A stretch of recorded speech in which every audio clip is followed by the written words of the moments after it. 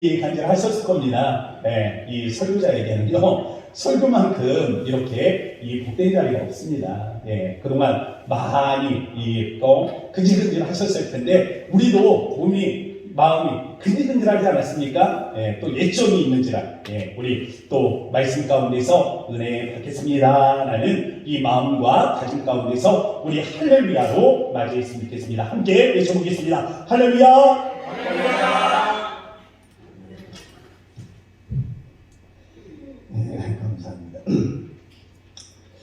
설교, 제 정신인데, 설교 안 하니까 참 편안하더라고요.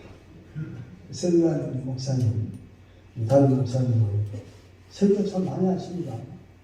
저도 설교를 그렇게 해왔습니다만, 참 힘듭니다. 설교 한 편, 낯설교 같은 경우는 제 입장 같았으면 한 8시간 정도를 실습니다. 설교를 하나를 만드는 그렇거든요. 토요일 날은 꼼짝 못합니다. 그러니까 장경선이와는 불만이, 왜 묻는데도 대답을 안 하냐. 그래서 저리 가라, 귀찮다. 그러니까 그게 불만이, 사람이 말한다 하고 그렇지, 어떻게 그거 앉아가지고 꼭한 4시간, 8시간씩 앉으리라. 그렇게 해요. 저 같으면 저는 그랬었습니다. 근데 안 하니까, 와, 얼마나 편한지 모르겠습니다. 어제 저녁 또, 저는 설교 잘하면 안 되잖아요. 제가 잘하지도 못하지만, 제가 굉장히 잘해가지고, 또 우리 전동현 목사님 점수 깎이면 안 되니까. 저는 별걸 얻는 게 아니고, 저는 성경이 있다 내려가면 돼. 여러분들은 계속 앞으로 들으셔야 돼요. 전 목사님 설교에 항상 은혜가 되도록 기도 많이 해주시고, 우리 목사님을 위해서 또 여러분 기도 많이 해주시기를 바랍니다. 오늘도 성가대가 첫 시작이 무음으로 시작하다 무반주로 시작하시더라고. 참 특이하시다. 은혜가 돼가지고. 언젠가 제가 우리 김현철 집사님한테 그때는 또 그렇게 찬양하지 않고 솔로가 나왔어. 후렴을 부르더라고.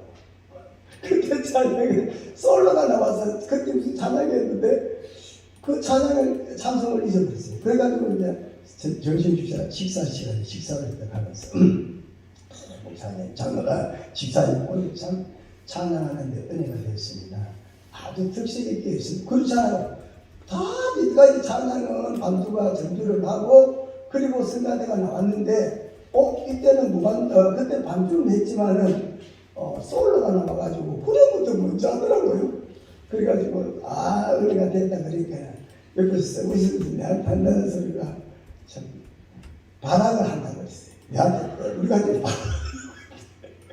성가대가 발악을 하고 있다는 거예요. 왜 그래요? 그러니까 지금 총체적 난국을 당해가지고 우리가 지금 발악을 하고 있다. 그런데 성가대분들이 그만큼 부족하다는 이야기, 제목 말로는 약하다는 이야기야.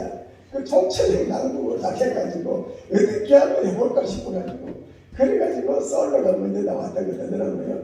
그래서 지휘자가 자리가 꽉 차야 되는데 여러분 성가대에 꽉 차도록 기도 많이 해주시기 바랍니다. 총체적 난국을 당해가지고 발악한다 하면 되겠어요? 은혜가 된다 그래야지.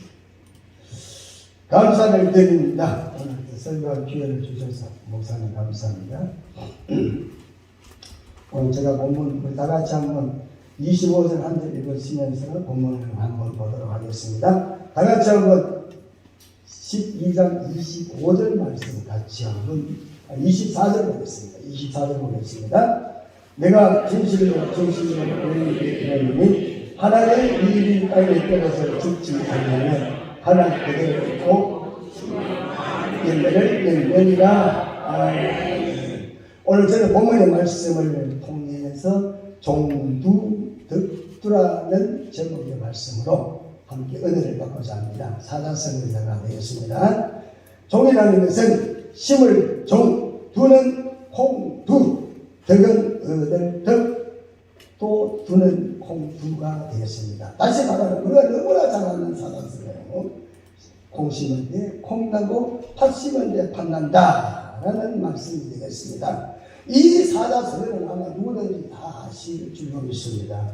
콩 심을 때 콩 나는 거 당연한 거 아니냐. 또 팥을 심었다면 팥이 당연히 나는 거 아니냐. 이렇게 우리가 알고 있습니다. 너무나 쉽게 이해할 수 있는 말씀이 되겠습니다. 콩을 심는 땅에는 반드시 콩이 나고 팥을 심은 땅에는 반드시 팥이 난다는 것은 뭐다? 변하지 않는 진리다 이 말이죠. 물론 원인이 결과로 당연하게 가는 경우가 안 되는 경우도 있긴 있습니다. 가변적인 인가의 원리가 다만인 건 아니죠. 그런데 오늘 이 본문에서 사자성어는 인가의 원리가 반드시 갖게 나타나는 원리가 되겠습니다. 이거는 불변의 원리다, 불변의 진리다. 마치 성경의 말씀이 불변의 진리와 진리의 말씀 같이 그 성경의 말씀은 가변점이 없어요. 원인과 결과가 반드시 있습니다. 그게 그래서 진리라고 말합니다.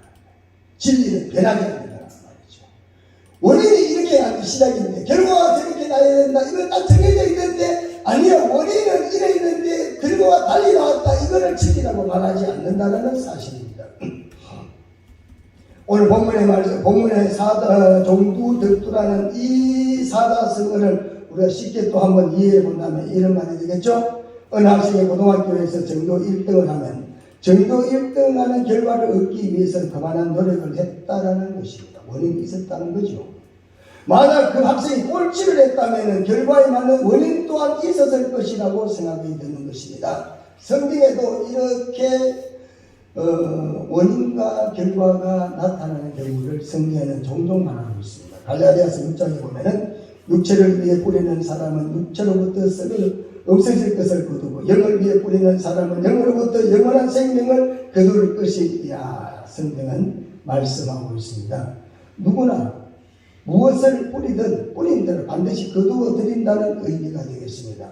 육체를 위해 살았다면 반드시 그것도 육체로 끝이 날 수밖에 없습니다. 영을 위해 산다. 반드시 영으로 영원히 산다는 의미를 가지게 된다는 것입니다. 오늘 이 비유의 말씀은 굉장히 의미심장한 말씀을 예수님이 하시고 있습니다. 왜? 마지막 십자가를 앞에 두고 있으니까. 이 비유가 마지막으로 예수님께서 의미심장한 이 말씀의 비유를 우리들에게 던지고 십자가에서 마지막 돌아가시게 되는데, 그러니 이 비유의 말씀이 얼마나 의미가 있겠어요. 예수님이 마지막 하시는 설교에서 비유의 말씀이니까. 예수님의 미랄의 비유는 믿는 사람이든 믿지 않는 사람이든 아마 우리는 거의 다 모르는 사람이 없을 정도로 상식적으로 반드시 되어지는 법칙이라고 우리는 다 믿고 있습니다. 그렇습니다. 법칙이 반드시 있습니다. 그 법칙을 따라야만 된다는 사실입니다. 우리가 아무리 노력을 한다 할지라도 법칙을 어긋나서는 결과를 얻을 수가 있다 없다라는 이야기입니다. 반드시 이 법칙을 따라야만 또 그에 맞는 결과를 얻을 수가 있다는 것입니다. 오늘 이 미랄의 말씀을 통하여 예수님께서 말씀하시고자 하시는 말씀은 크게는 본인의 사명과 또 그리스도인들의 사명을 말씀하시고자 하신 의도가 이 속에 들어있습니다. 이 말씀의 비유 속에서는 영원한 생명에 이르는 길과 영광스러운 인생을 살 수 있는 비결. 자, 우리가 영원한 생명은 가서 얻는 것이지만 이 땅에서 영원한 영광의 삶을 누리는 방법 또한 이 속에 들어있다. 우리가 이 땅을 살아갈 때 영광스럽게 살고 하나님 앞에 가서도 영광스럽게 하나님 앞에 갈 수 있는 법칙이 오늘 이 본문 말씀 속에 들어있고, 만약에 우리가 이 땅에 살아갈 동안에 영광스러운 삶을 살고 영광스럽게 하나님 앞에 갈 수 있기를 원한다면 반드시 이 미랄의 교훈을 집중하지 아니하면 안 된다는 사실. 아무리 우리가 힘쓰고 예술을 할지라도 이 미랄의 교훈은, 그래서 이거는 불변의 교훈이고 법칙이에요. 이걸 반드시 따라야 된다는 겁니다. 예수님께서도 따랐고 예수님을 믿는 모든 사람들은 다 이 법칙을 따라야만 그의 인생이 영광스럽게 되고 영광스러운 결과를 거둘 수가 있다. 이렇게 지금 말씀을 하시고 있습니다. 그래서 일명 이 미랄의 교훈을 하나님 나라의 법칙이다 이렇게 말씀하는 사람도 있습니다. 그래서 수식어도 붙인다는 거죠. 예수님은 공생애를 끝내고 구속사역 정점에서 이제 마지막 죽음을 준비하고 계시는 순간이 되겠습니다. 예수님은 자신의 죽음을 하늘의 밀이 땅에 떨어져 죽는 것에 지금 비유하고 있습니다. 이 밀알의 죽음은 썩어지고 죽는 고통이 있지만 그러나 결과는 영광스러운 것이라는 것을 우리들에게 교훈하고 있습니다. 밀알의 교훈은 평범한 자연의 법칙으로서 그러나 이 밀알의 교훈이 생명의 법칙이요 창조의 법칙이요 영광에 이르는 그런 법칙이 이 속에 다 들어있습니다. 그래서 그리스도인이라면 이 법칙을 떠나서는 절대 하나님 앞에 영광에 이를 수가 없다는 것입니다. 누구든지 생명의 역사를 일으키기를 원한다면 그리고 우리가 하나님 앞에 영광의 자리에 서기를 원한다면 반드시 이 미랄의 비유와 같이 땅에 떨어져야 되고 그리고 또한 어떻게 겉도 썩어야 되지만 속도 썩어야 된다 이렇게 말합니다. 썩지 않으면 어떻게 됩니까? 열매를 맺을 수가 없죠. 그렇지 않고는 결코 생명의 역사를 일으킬 수가 없다라는 것입니다. 좀 더 말씀을 드리면 오늘날 우리가 이 땅에 살아나가면서 부담 없이 계속해서 낮아져야 되고 부담 없이 계속해서 자기를 비워야 되고 계속해서 눈물을 흘려야 되고 한없는 헌신의 삶을 살지 아니하면 내일의 영광을 기대할 수가 없다라는 것입니다. 이게 오늘 본문이 우리에게 주는 법칙이 되겠습니다. 반드시 죽음과 썩어짐 위에 아름다운 꽃이 피게 되어 있다. 이렇게 성경 우리에게 말하고 있습니다. 반드시 수고를 통해서 열매를 맺다는 것입니다. 우리가 아무리 많은 기도를 하더라도 썩어지는 자리에 가지 않으면 꽃을 피울 수가 없다는 거예요. 기도가 영광이라면 기도의 응답이 영광이라면 그러나 반드시 성결되어야 될 조건이 있습니다. 그게 뭐예요? 거기에는 썩어질 조건이 먼저 성결되어져야 된다. 썩지 않는데 우리가 아무리 열심히 하더라도 거기에는 열매를 기대할 수가 없다는 겁니다. 하나님의 미랄이 죽어 썩는 이유는 또한 반드시 있습니다. 그냥 죽어서 없어지는 것이 아니라 우리가 밀을 심어가지고 다시 그것을 밀을 통하여 농구하고자 하는 것은 밀을 미리 썰어서 거기에서 많은 열매를 거두는 게 목적이라는 것입니다. 그러니까 반드시 썩어져서 죽을 때는 거기 뭐가 있어요? 목적이 있다는 거예요. 목적이 없이 그냥 무의미한 의미로 그냥 죽어 없어지는 게 아니라는 이야기죠. 반드시 우리가 신앙생활에 죽어서 썩어서 죽는다면 거기는 반드시 목적이 이루어지게 되어 있다. 이것 또한 오늘 미랄을 통해서 우리에게 교훈하고 있습니다. 내가 진실로 너에게 이르노니 하늘의 네 땅에 떨어져 죽지 아니하면 하늘 그대로 있고 죽으면 너를 열매를 맺는다. 예수님 마지막 이 비유의 말씀이죠. 십자가 지기에서 하신 말씀입니다. 굉장히 의미가 있기 때문에 한 장 한 장가 너무나 오묘한 또한 깊은 의미를 가지고 있습니다. 좀 더 본문을 자세히 왜 예수님께서 이 시점에 이 말씀, 이 비유를 통하여 예수님이 이 말씀을 하셨는가? 왜 미랄의 이 비유를 왜 사역 초기에든지 중기에든지 하지 아니하고 마지막 말미에 이 미랄의 말씀을 하셨는가라는 것입니다. 그러면 거기에는 그만한 이유가 있다는 거죠. 그리고 지금 이 미랄의 교훈을 우리가 알기 위해서는 뭐예요? 본문의 전후를 한번 살펴볼 필요가 있다는 거야. 이 본문 배경을 한번 살펴볼 필요가 있다는 거죠.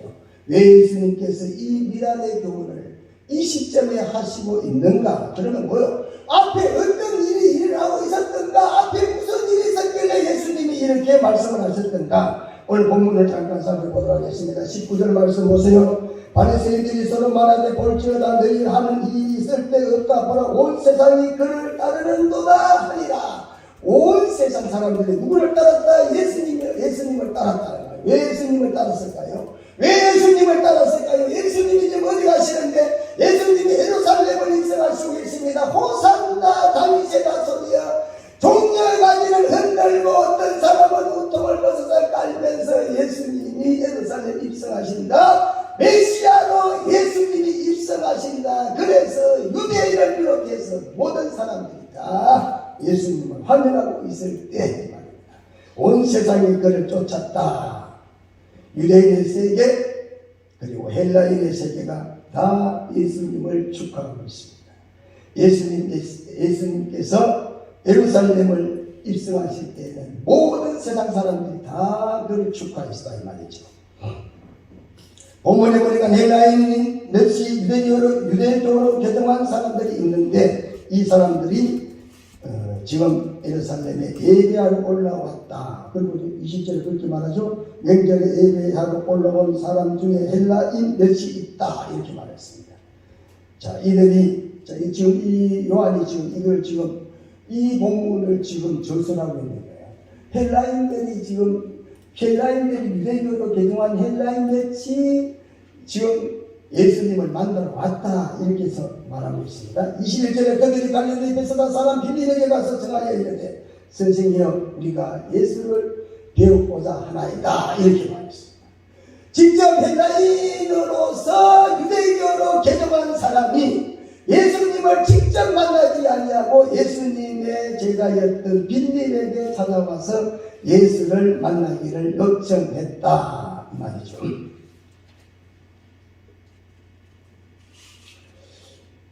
오늘 본문의 말씀을 통해서 특별히 21절에서 눈여겨볼 말씀이 빌립에게 가서 전하여 이르되 선생이여 이렇게 불렀습니다.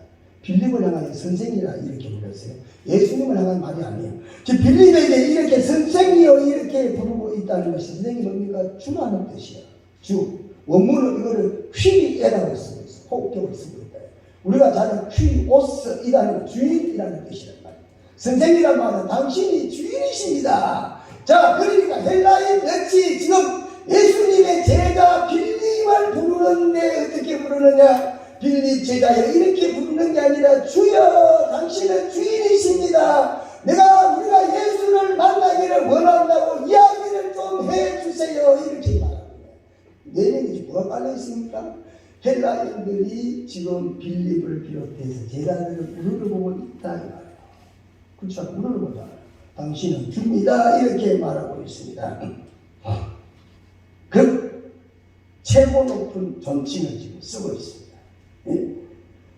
이들이 빌립을 주이라고 부르는 데에서는 이들이 지금 예수님의 제자라고 있는 사람에게 주여라고 부를 때는 예수님에게 대한 이 헬라인들의 자세가 어땠겠느냐를 우리가 알 수가 있다는 거예요.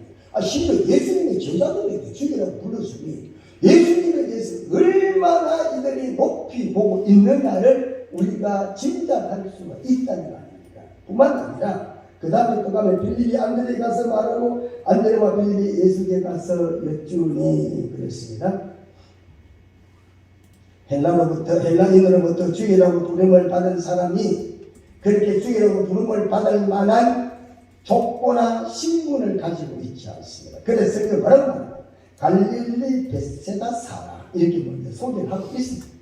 예? 별볼 없는 사람이다 이거야. 예? 이방의 땅에서 사는 사람이다 이거야. 고기를 잡아가지고 하루하루 연명하게 살아야 될 사람인데 그렇게 지식에 그게 다녔던 헬라인들이 지금 빌립을 향하여 뭐라고 말해요? 주여라 이렇게 부르고 있다는 것입니다.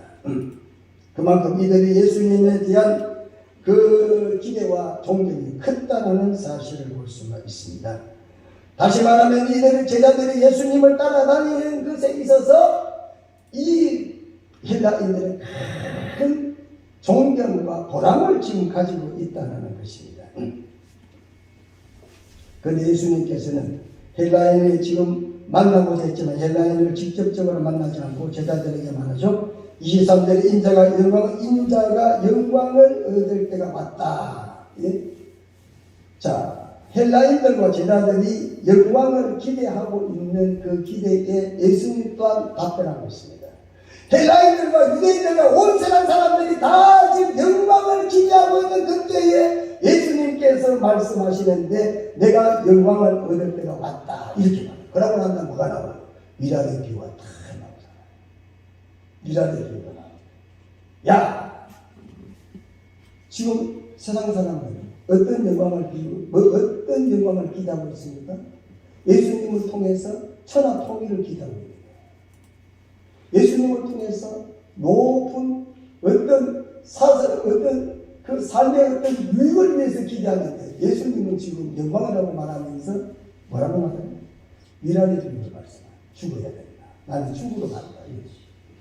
똑같아요. 양쪽 다 영광이에요. 지금 영광을 부르짖는 사람과 영광을 따라오는 사람들의 영광도, 예수님의 영광도 똑같은 영광을 지금 추구하고 있는데, 한쪽에서는 예수님을 통해서 뭐한다? 천하 통일을 꿈꾸고 자기들의 자유와 권리를 누리기를 원하고 자신의 세상의 어떤 이권을 바라보는데, 예수님은 뭐한다? 내려가는 거예요. 먼저 뭐였어?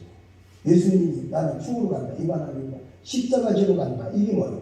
하나의 미랄의 비유 아닙니까? 나는 죽으러 간다. 같은 똑같은 영광을 추구하는데, 한쪽에서는 세상적으로 그걸 추구하고 한쪽에서는 세상의 가장 천한 것을 추구하고 있어. 어디 선택해야 돼? 그리스도는 어디에 선택해야 돼? 어디에 선택해야 돼? 우리가 누굴 따른다? 누굴 통해서 예수 믿었다? 누굴 통해서 구원받는다? 여러분들이 추구하는 바가 어디에 내야 된다?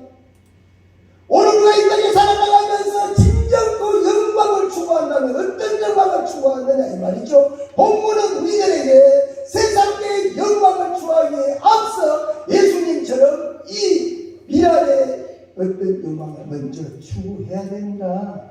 그래야만 하나님이 주시는 영광, 세상의 영광도 있다. 이렇게 말해요. 그래서 예수님의 영광과 이 세상의 제자들과 헬라인들과 그리고 유대인들의 영광은 전혀 다르게 오늘 본문은 비춰지고 있다는 것입니다. 예수님의 영광은 23절에는 첫째는 죽음으로, 또 25절에는 자기 생명을 미워한다 이렇게 그랬습니다. 영광이 자기를 죽는 거예요. 그리고 두 번째 영광이 뭐라고? 자기 생명을 미워하는 것이다 이렇게 말했습니다. 자신의 생명을 미워하는 자에게 진정한 영광이 이루어지게 된다. 이렇게 우리들에게 본문을 설명하고 있습니다. 자신의 생명을 사랑하는 것은 우선 자기를 추구하는 그런 의미를 갖는다면 이것은 결코 자신을 위한 일이 아니라는 것입니다. 자기의 생명을 사랑하는 것은 자기 자신을 먼저 아름답고 부유하게 만들고 편안하게 만드는 것인데, 그것이 결코 영광의 길이 아니다. 이렇게 예수님이 말씀하고 있습니다. 자기 생명을 사랑하는 자, 그것은 반드시 잃어버리게 된다. 그리고 지극히 사랑한다 할지라도 그 생명은 결국에 어떻게 된다? 죽는다. 우리 생명을 아무리 사랑하고 사랑하더라도 우리 생명은 반드시 죽는다. 우리가 아무리 아름답게 꾸미고 아름답고 멋지게 산다고 노력한다 할지라도 그건 허무하게 다 죽어버린다. 그게 바로 바리새인들과 유대인들과 또 헬라인들이 추구하는 영광이에요. 예수님의 추구하는 영광은 뭡니까? 자기 생명을 죽이라. 그리고 자기의 생명을 미워해라. 이렇게 말하고 있습니다. 이게 하나님의 나라의 법칙이라고 예수님께서 마지막 고백을 말씀하면서 말씀하고 있습니다. 우리가 도대체 이해할 수 없는 말씀입니다. 그리고 그 다음 어떻게 되는가? 믿어야 된다는 거죠. 우리가 믿어야 되는 것입니다. 성경은 이해를 하시나 말이에요. 무조건 믿는 거예요. 아, 그렇구나. 죽는 게 영광의 길이구나. 예? 내 생명을 사랑하는 게 영광이 아니라 내 자신의 이익을 추구하는 것이 영광이 아니라 내 자신을 미워하는 것이 영광의 길이라고 하는구나. 그러면 우리 자신을 미워해야지 내 자신을 사랑하지 말라는 거죠.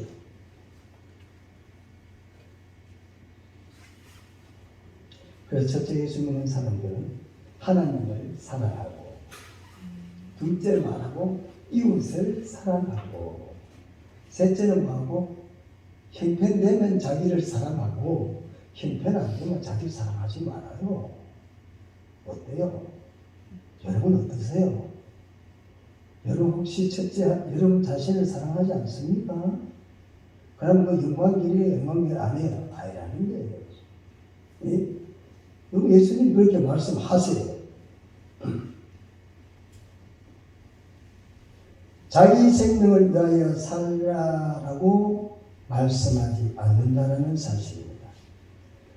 생명의 가치가 어디에 있느냐? 생명을 죽일 때의 진정한 가치가, 내 생명의 가치가 어디에 있느냐? 내 생명을 사육을 할 때의 진정한 가치가 나타난다. 예수님 이렇게 말씀하십니다. 그래서 자기 생명을 미워하는 자는 그것을 완전 도전하게 된다. 이렇게 말합니다. 생명을 사랑하지 않는 자, 생명은 가장 풍성하고 영광스러운 생명이 되기 위해서는 내 생명을 미워해야 되고 내 생명을 죽여야 된다. 이것을 예수님이 이 미랄의 비유를 통해서 우리에게 말씀하시고자 하시는 말씀이 되겠습니다.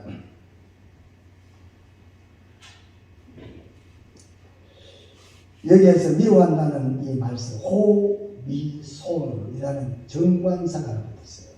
미소, 미워하다. 예? 그리고 또 싫어하다라는 뜻을 가지고 있습니다.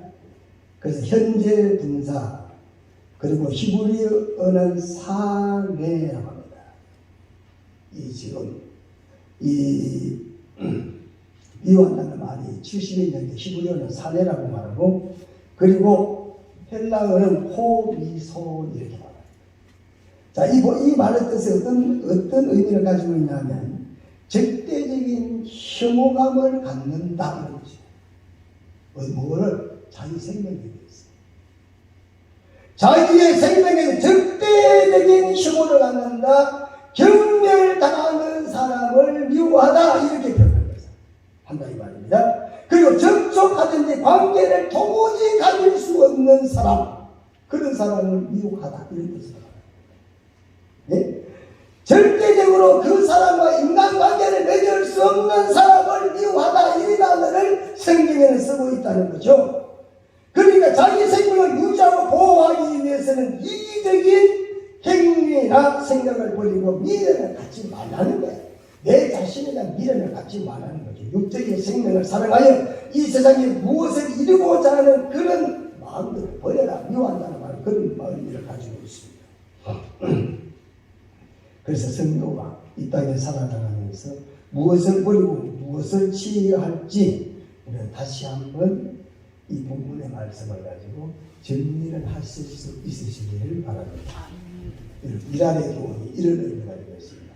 자기 생명을 죽여라. 그리고 자기 생명을 사랑하지 말라는 거죠. 자기 생명을 미워해라. 일본에는 우리나라 같이 대형교회가 없답니다. 유독 세계에서 제일 큰 교회들은 다 대한민국에 있다 이렇게 말합니다. 기독교 숫자도 많지 않고, 일본에는 기독교인 숫자도 그렇게 많지 않다고 합니다.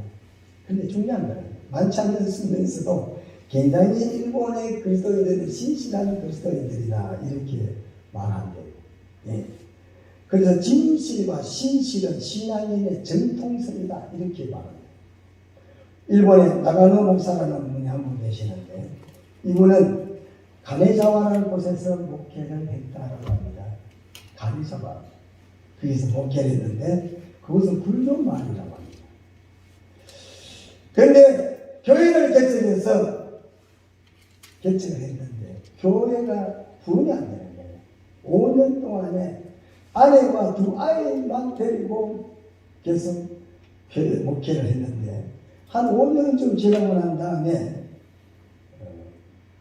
어느 폐병 환자로 뼈만 앙상한 사람이 교회를 방문하게 됐다고 합니다.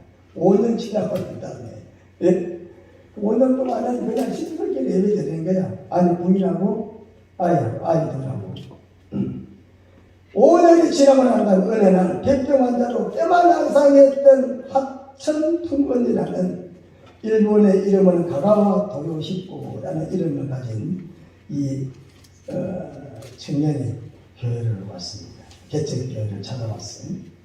그래서 얼마나 그래도 감사한지 나가노 목사님은 폐병 환자라도 얼마나 감사한지, 그래서 5년 만에 교인 1명, 그래서 너무 고맙고 감사해서 각혈하는 하천 부모를 정성을 다하여 잘 보살폈다고 합니다. 없는 살림에서도 좋은 음식과 약을 주면서 정성껏 돌봐서 기도를 했는데 1년이 넘어가면서 병마의 세력은 약해지고 그리고 생기를 회복해서 병으로부터 구원을 받게 됐다라고 합니다.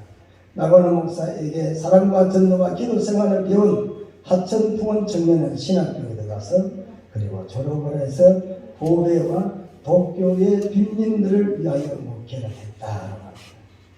빈민들이 가장 고통스러워하는 것은 변비라고 하는데 식사를 제대로 못하니까 변비가 많겠죠.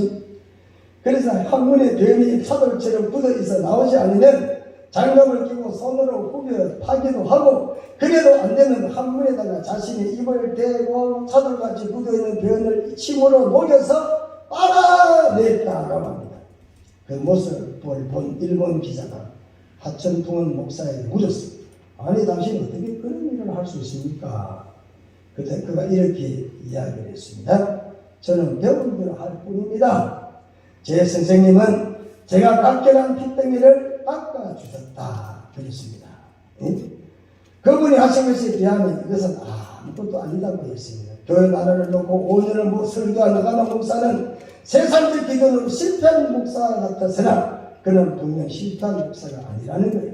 빈견의 저자 미우라 아야코에서도 하천풍원 목사가 위대하지만 그러나 그보다 더 위대한 사람이 누구냐면 그분을 배출한 나가노 목사다 이렇게 그가 글을 썼다라고 합니다. 하나님의 미일이 되어 산다는 것 얼마나 귀한 일인지 우리는 역사적으로 보여주는 일이 아닌가 생각합니다.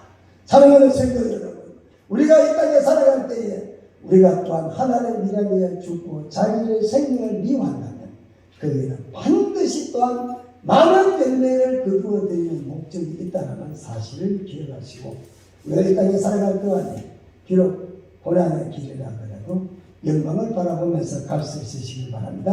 찬송하러 부르겠습니다. 마지막 찬송을 부르고 마치도록 하겠습니다. 영광의 길을 기사해.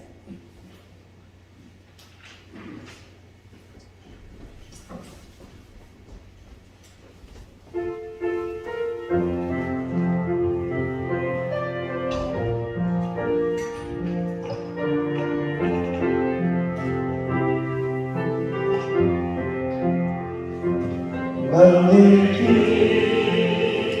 나가기 전에 갈고의 길 나가오라 내 모든 것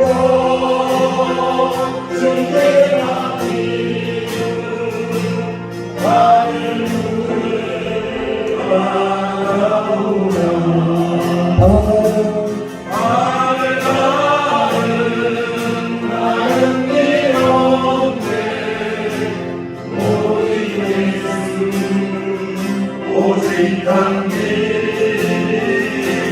나를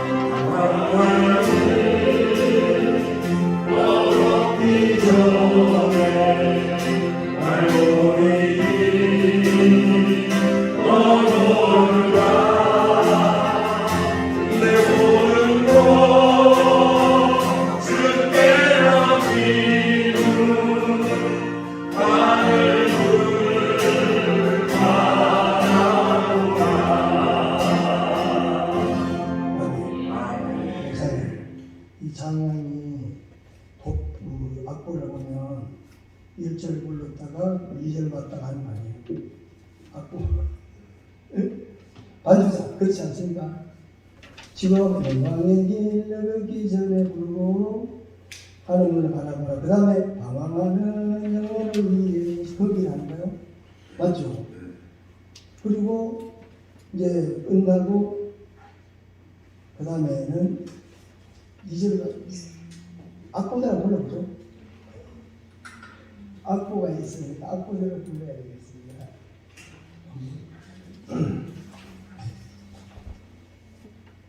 이때는 지휘자가 찬양하는 주인이고 찬송하는 분이 주인이세요. 그렇게 인도하는 대로 잘 부르세요. 마음대로 부르세요. 영광의 길 넘기 전에 알고니 너무나 내 모든 것 주께 맡기고 하늘을 바라보라.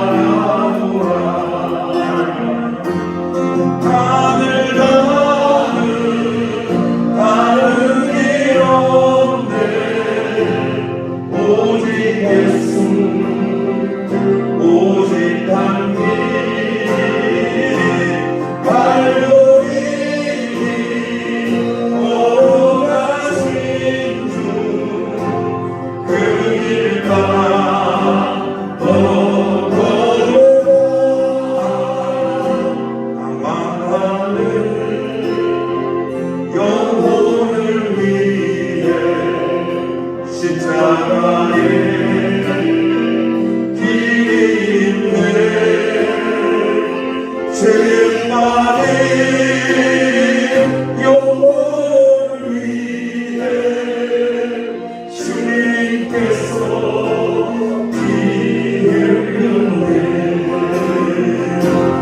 못 박힌 두 손 나에게 펼치사 나로 그의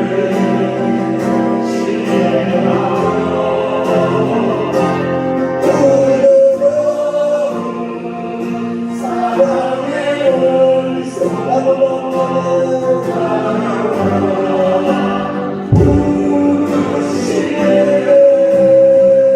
고난의 길 앞서가신 주 다시만에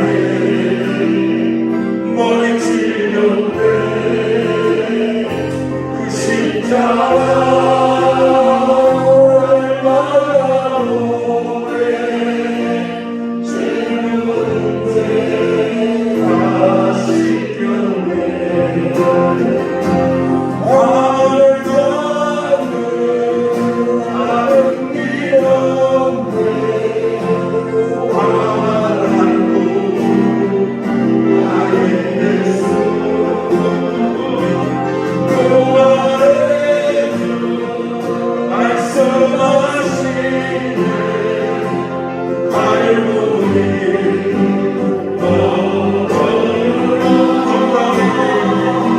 영광의 길 넘기 전에 갈보리 길 넘어라. 내 모든 것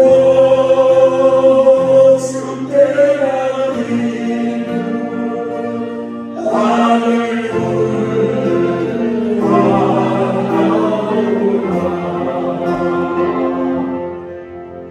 아멘. 영광의 길을 가기 전에, 영광의 길을 소망하기 전에 십자가의 길을 가라. 이게 뭡니까? 하나님의 비가 이 땅에 들어서 죽으면 많은 열매를 맺는다. 이 원리가 되겠습니다. 이 하나님의 나라의 법칙입니다. 이게 진리가 되겠습니다. 우리가 영광을 바라고 먼저 뭐 한다고요? 고난의 십자가의 길을 먼저 가야 된다. 성경 이렇게 우리에게 말씀하고 있습니다. 육적인 생명을 사랑하여 이 세상에서 그 무엇을 이루고자 하는 자는 반드시 자기 생명을 잃어버린다는 사실입니다. 세상에서 가장 소중한 것 무엇이죠? 생명 아닙니까? 생명. 이 생명을 어떻게 얻을 수가 있는가? 이 생명에 대한 미련을 갖지를 말라는 이야기입니다. 그런 사람은 영원한 생명을 얻게 될 것이라는 것이 오늘 예수님의 교훈의 말씀이 되겠습니다. 성경은 이렇게 말합니다. 마태복음 6장 24절에 한 사람이 두 주인을 섬기지 못한다 이렇게 말합니다. 우리가 이 세상에서 열방도 가지고 십자가도 가면 얼마나 좋겠어요. 두 가지 가질 수 있다 없다.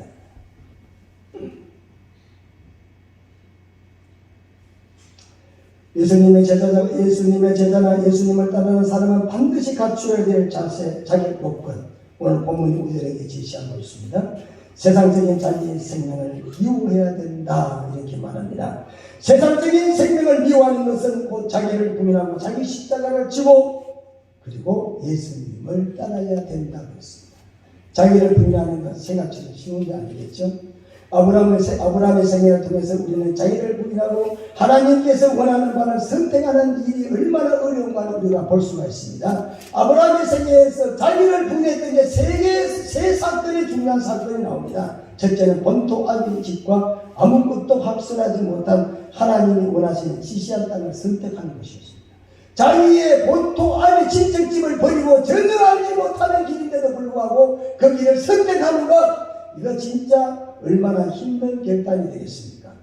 둘째는 하갈과 그 아들 이스마엘을 내쫓는 사건, 창세기 21장 9절에서부터 21절의 말씀입니다.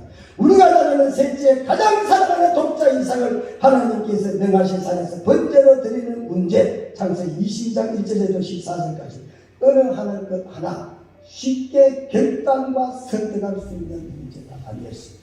그런데 어떻게 했습니까? 아브라함은 결국 자기를 부인하고 자기 모든 것을 희생하고 하나님을 택했기 때문에 결과적으로 아브라함은 믿음의 조상이 되었고 수많은 자식도 얻었고 복의 근원으로 그런 인생을 살 수가 있었다는 사실입니다. 예수님을 따르기 위해서 아무리 소중한 것이라 할지라도 기꺼이 버릴 수 있는 사람이 되어야 되겠다는 것입니다.